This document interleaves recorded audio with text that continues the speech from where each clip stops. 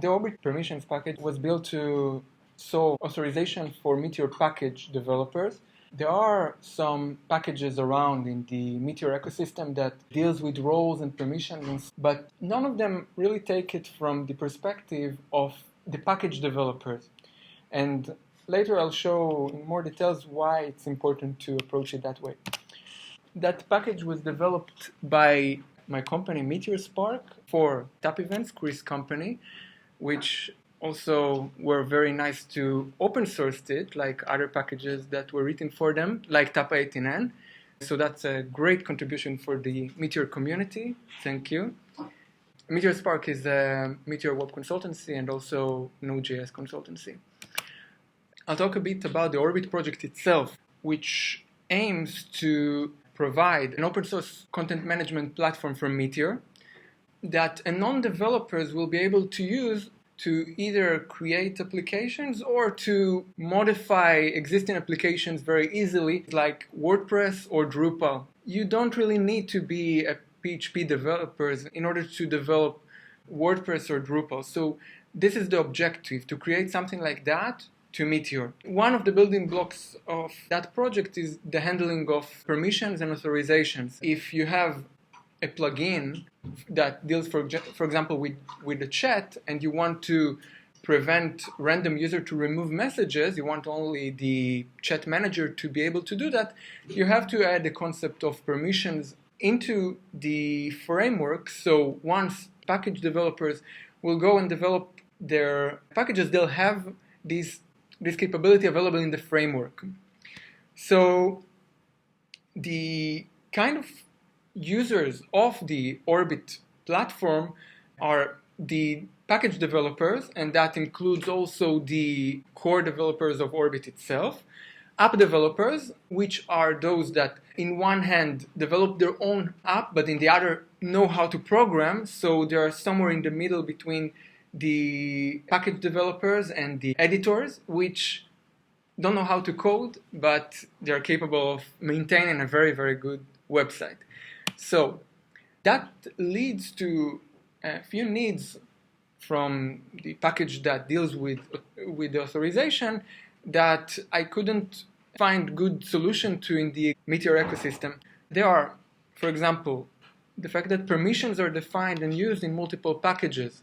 As I said, you might have a plugin or a package for chat and another that give stock quotes. Each one of them want to define their own permissions. What if these permissions name are conflicting?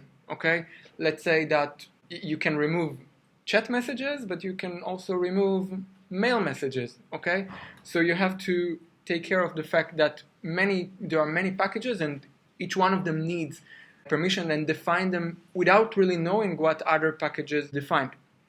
Another thing is that some packages might rely on other packages. So maybe you developed a mail package or a mail plugin, but another developer saw your plugin, thought it's very cool, and developed a widget that showed the status of the mail in the front page, for example. In that case, the developer of the widget that relies on your plugin/package, when I say package or plugin, I mean the same thing here.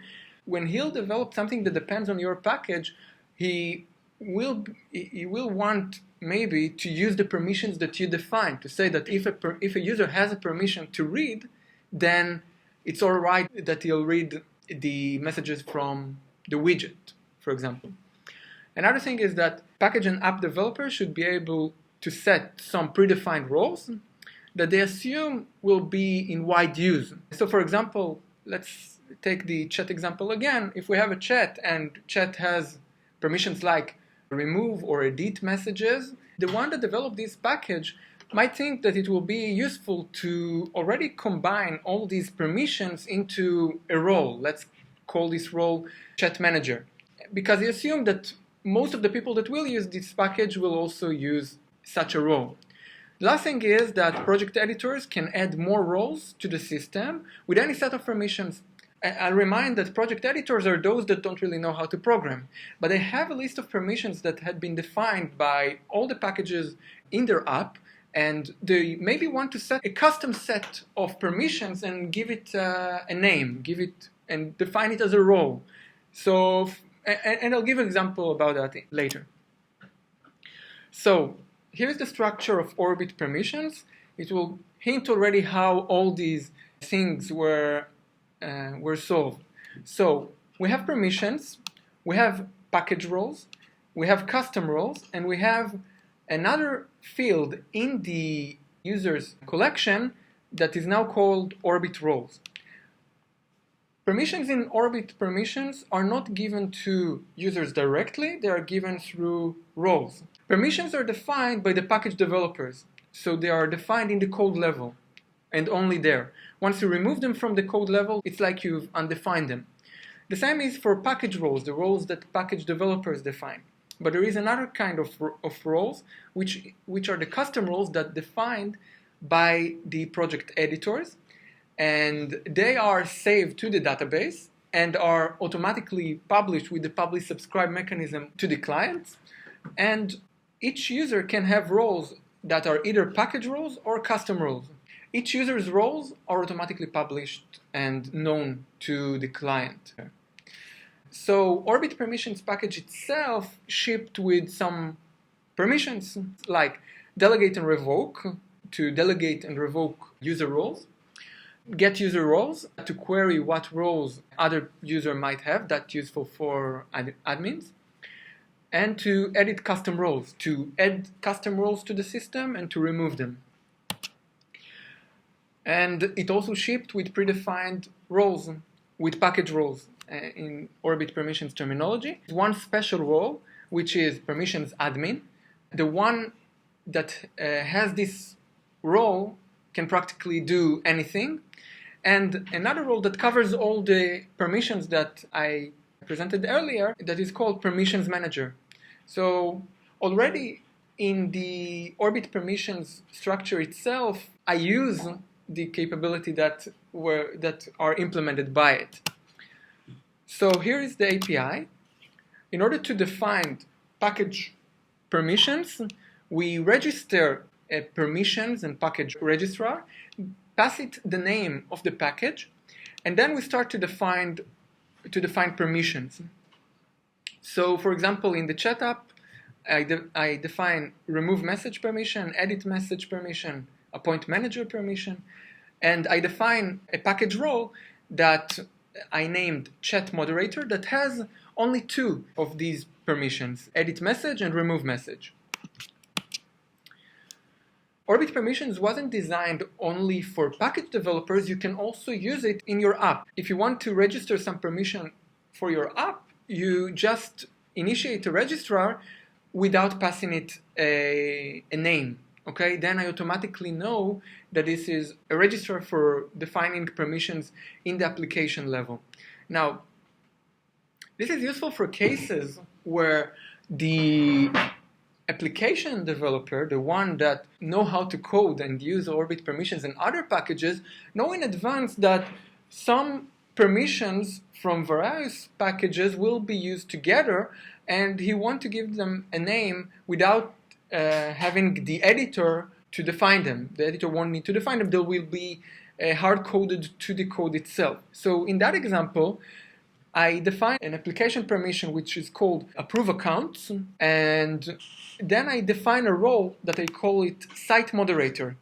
And site moderator can do the next things. It can edit messages, this permission defined by the chat app, so I prefix it with chat. It can remove messages from chat, and it can approve accounts. That's what the site moderator can do. Please. You said the prefix chat was the name of the package. Yeah, sorry. Now that the package name is self-prefix, like is orbit permissions, would that be like orbit chat and message? Like package name now is not a string. In the package name? Yeah, that's true. In the package name, only the second part of the package name is taken. I decided to go this way because imagine that you have a package that deals with the chat, okay, and another user fork that chat, okay, and edit it. We don't use both. Exactly. So that's why I decided to go this way, okay. Okay, now to the definition of custom roles. I remind you, custom roles are those roles that are saved to the database, and they will be defined by the editors, but this is how in the API level the definition of them looks like. So, for example, let's say that the editor wants to set an unprivileged moderator, okay, that has the ability to approve accounts and remove messages but from the chat, but not edit messages, okay? This is how the editor can define such a role, okay? So this is orbit permission, define custom role, the name of the new role, of the custom role, and the permissions that belong to it. Now, see that approve accounts that was defined by the app registrar or the project registrar is prefixed with project and a colon.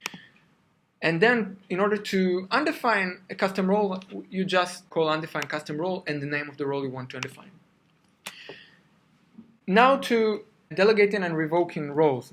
In order to delegate a role, you use the orbit permission delegate, and then you can either pass the user ID or user object as the first parameter, and then the roles that you want to delegate to him. In that case, I delegate two roles. One is the site moderator that I defined earlier, and the chat moderator. Later on, I revoke the two roles that I gave. Now, to check for permissions, after you gave a role to a user, here's an example for how you do it in your allow deny rules. So you call orbit permission, user can, the name of the permission, and then the package in which the permission was defined. I actually took it from the code of orbit permissions itself, and this is how I verify that only those users that can edit custom roles are able to add or remove them from the custom roles collection. Okay? And a template helper. In your helpers, you can just write, for example, if can remove message from chat, then you present the remove message button, otherwise you show nothing. And the last thing is some admin, oh sorry, please. You want to a check on the template which is made of two permissions. Oh. Yeah, oh, how do you check if two permissions are required? How do you check for that? Definition, if can remove message and I tell you something. When you define permissions, you have to design the permission to such a granularity that you exactly that I think is a better approach. Okay, sure that even if you don't have an AND operator, you can just put if and then another if inside it. But I think it gives much more flexibility to your editor to have as much permissions as possible, as long as it makes sense. Now to admins related commands, very simple commands. Is admin to check whether a user is admin. You can add admins and you can remove admins. These are mostly simple helpers. If you go to the README, you'll see that each one of them is only one line. So you can use them as a shortcut. And that's it. You are more than welcome to fork it. You are more than welcome to start using it. It's under orbit permissions on Atmosphere.js. And this is it. Thank you.